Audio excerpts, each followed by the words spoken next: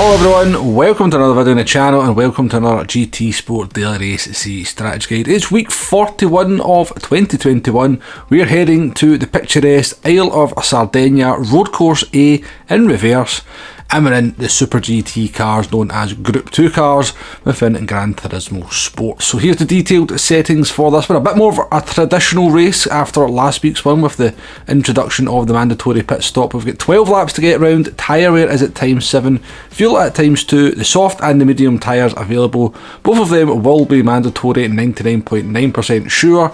BOP is on, it's a rolling start, damage is off, and slipstream is real. So as I said, back to a more traditional format for Daily Race C with the choice of tyres. As I said, they should both be mandatory, be fairly silly if they're not, because it will then just become a no-stop race on the medium tyres because the pit loss is too much to overcome, even with the benefit of the grip that comes with those soft tyres. So as is usual when we're in the Group 2 cars, the test car that we use is the Nissan GTR from 2016. Very likely to be the most popular race car for this combination, generally it always is when it's Group 2 cars. The NSX I don't think will be as strong here in qualifying because there's not a huge amount of fast corners that benefit that car. That's not to say it won't be the best car in qualifying. I'm always fairly bad at guessing what's going to be the best cars, but because of the tyre wear in the race I can't see it being a good race car, and just because of the nature of the circuit I can't actually see it being that strong over one lap either, but I am happy to be proven wrong. So moving on to the strategy, we're going to look at strategy number 1. That's to start on the soft tyres and then move on to those medium tyres. Now, initially looking at the settings for this one, I didn't think the tyre wear would be too much of a problem. Only being at times 7, I did think we'd be able to get a little bit more longevity out of the soft tyres as it turned out to be. But then when you kind of actually do look at the circuit a little bit proper, a little bit more in depth, there is kind of 4 big traction zones that very much sort of start to hurt those rear tyres. Therefore we've got the brake balance at -3 on our Nissan GTR because we seem to be rear limited rather than front limited in terms of the tyres starting to give up the grip.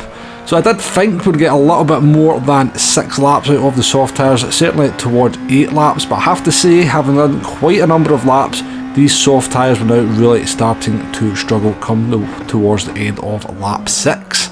Now I knew I could do kind of mid to high 132s on the medium tyres, and I was kind of struggling to get those lap times even after 5 or 6 laps on the soft tyres, so definitely time to go into the pits, get onto those medium tyres and see what kind of lap times we could pull out of them once we have burned the fuel off a little bit. So into the pit box we come now. Not the longest pit stop in the world, Group 2 cars don't tend to be that long, but stationary for 5.3 seconds, pit time coming in at 21 seconds, a 17.7 second loss by the time you kind of take it into account in the run up to turn number 1. Fuel no issue as you would expect, only at times 2. Do be careful on the pit exit, it's one of these tracks where you do want to be staying to the left hand side as you exit. If you have a car coming at you down the main straight, they are carrying a lot more speed into turn number 1. You will see a little bit of chaos there this week, I am fairly sure. So let's see how our medium tyres have held up pace wise compared to our worn softs. Lap number 8 there, our first flying lap on the medium tyres, clearly a mistake of some sort made there, so not really representative, but once we kind of get up to speed on those medium tyres, a 132.4, then a 132.3, and then the medium tyres do start to give up a little bit of grip as well, so sort of moving towards the late 132s, but it does look like we kind of changed the tyre around about the right kind of time. I dare say you probably can go on to lap number 7 on the soft tyres, but it does look like that crossover between the worn softs and the fresh mediums is going to be around about lap 6 for the majority of players. So over at the start finish line we come to finish our first race run. We'll get a look at the finishing time, 18 minutes 53.496, slightly shorter Daily Race C than the past couple of weeks by about a minute and a half. Okay then, let's move on to strategy number 2, and that's of course the medium to soft strategy, likely to be the most popular for the majority of the grid. If you're starting anywhere below maybe P5, P6, then you probably won't be starting on the medium tyres because you're going to end up being embroiled in some kind of fighting. It means if you're on the soft tyres you're just going to be wasting that potential, so better off to start on the mediums. pit earlier in the race, and once the car's a little bit lighter, you usually can get a little bit more life out of those soft tyres. In this case, we're actually going to just maybe push the soft tyres a little bit too hard.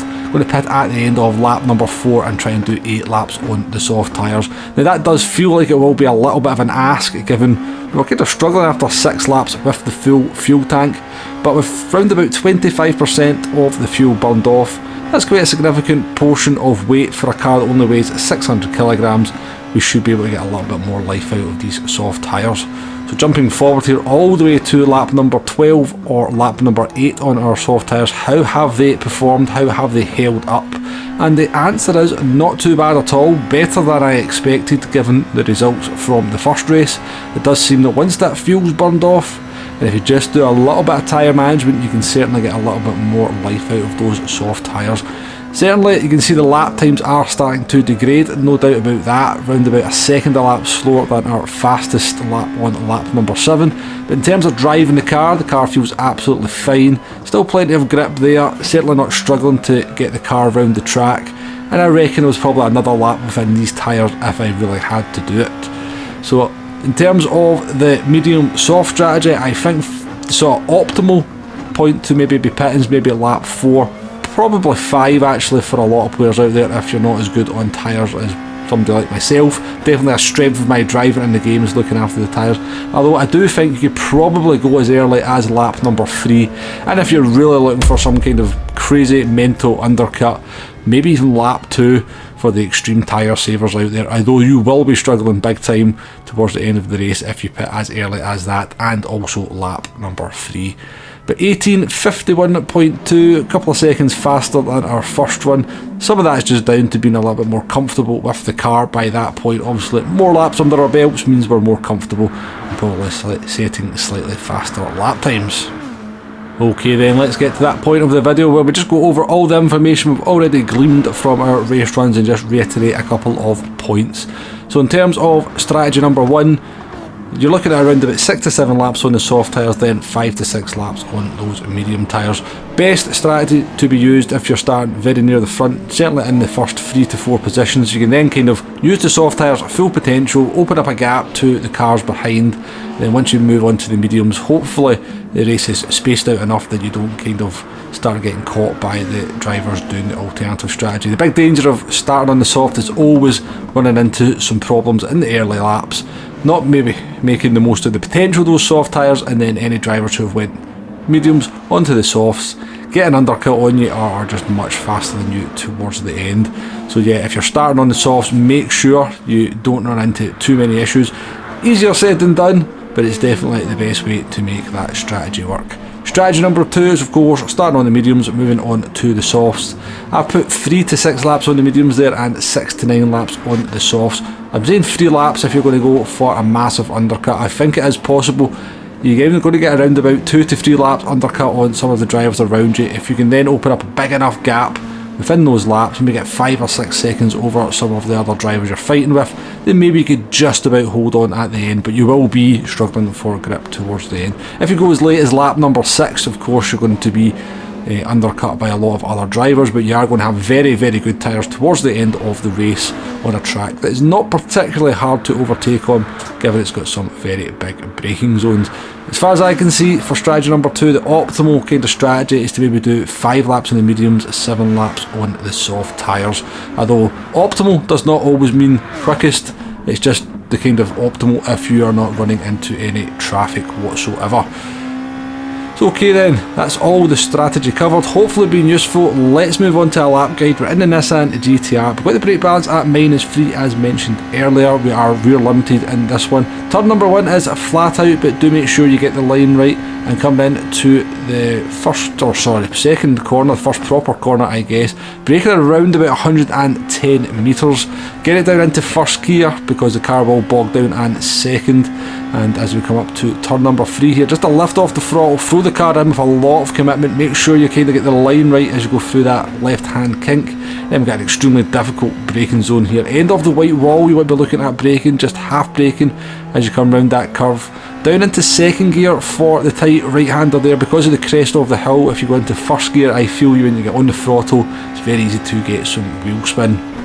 and possibly spin out. Down this meandering straight here, even round the left kink here at full throttle, in between the kind of 150 metre board, maybe just before the 50 metre board for the fast right-hander. We're probably the hardest corner on the track, and right between the 100 metre board and 50 metre board for this tight left-hander. Sacrifice a little bit of speed on the entry to make sure you can carry as much speed as possible through this right-hander here. And we're heading down to, again, another tricky corner where you're kind of half braking, half turning, try to get the car straight. It's very easy to hit that kind of curb on the outside there and spin the car. The very thin curbs that you've seen there on the inside of the last corner can be very lethal to these cars, so do be careful of them. There is a number of them around the track. But that's a lap guide of Sardegna Road Track A in reverse in the Nissan GTR. Hopefully some useful stuff in there, hopefully some general useful stuff within the video. Should be a nice race. I remember doing this race a number of years ago in FIA in the Group 2 cars. Was a lot of fun, but it can be quite carnage just because of the nature of the circuit. It's very tight, there's lots of big braking zones, you're going to have some trust in the drivers around you, and obviously with the barriers being very much keeping all the cars hemmed in, anybody having instance generally tends to bounce back into the line of other cars. So yeah, it can be a bit of an annoying track to race on just for that reason, but we'll make the most of it, go out there, have some fun. We'll certainly be live streaming this at least a couple of times. I've now gone part-time at my work, so I'm going to have a lot more time to do some live streaming, so this is the first race I'm really going to get stuck into with more than one live stream a week, hopefully 2 to 3 and maybe even more than that. So do join me for them if you can. Hopefully, as I said, the video has been useful. If you've made it to this point, I'm going to stop gabbing now. Thank you very much for watching. Please hit that like button, please hit that subscribe button, and I shall see you on the next one. Goodbye now.